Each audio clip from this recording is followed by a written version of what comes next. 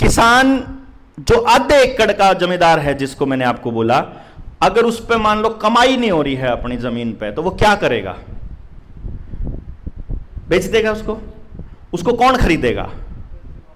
आमतौर पे उसको उसका पड़ोसी ही खरीदता है। आधा एकड़ को, 1 एकड़ को, थोड़ी महंगी भी मिले तो भी खरीद लेता है। अगर किसी के पास 5 एकड़ जमीन है, उसको बेचनी हो तो मेरे ख्याल से 2 एकड़ वाला तो नहीं खरीद सकता, उसको खरीदने के लिए 10 एकड़ वाला चाहिए। और किसी ने 10 एकड़ बेचनी हो तो फिर 100 एकड़ वाला, मतलब बड़ा जमींदार चाहिएगा जो उसने खरीदेगा। कहने का मतलब यह हुआ कि जब एक चंक जो है हम बेचना शुरू करते हैं जमीन का, वो चंक ऐसे करते करते करते करते एक टाइम पे ऐसा आता है जब बड़े बड़े जमींदारों की जमीन और बड़े मगरमच्छ शुरू कर देते हैं खरीदना।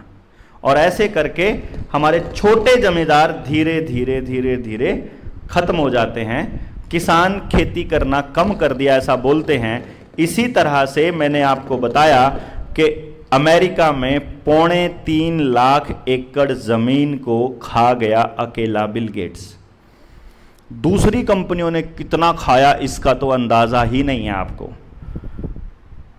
जितनी गूगल ने कितना खाया, मार्क जुकरबर्ग ने कितना खाया, ये तो आंकड़े छोड़ दो।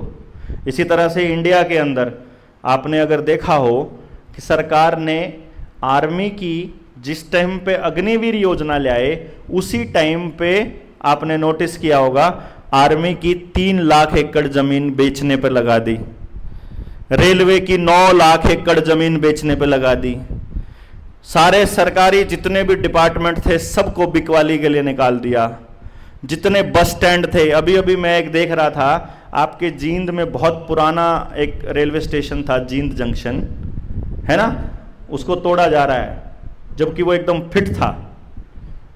ये इस प्लानिंग का हिस्सा है कि जब वो टूटेगा वहाँ पर बिल्कुल ऐसा फर्श वाला चमचमाता हुआ एक स्टेशन बनेगा। उस स्टेशन पर शॉपिंग कॉम्प्लेक्स बनेंगे और वो शॉपिंग कॉम्प्लेक्स फिर किराए पर दे दिए जाएंगे, ठेके पर 99 साल के लिए लीज पर दे दिए जाएंगे। बेच तो सकता नहीं क्योंकि वो प्रॉपर्टी हमारी है।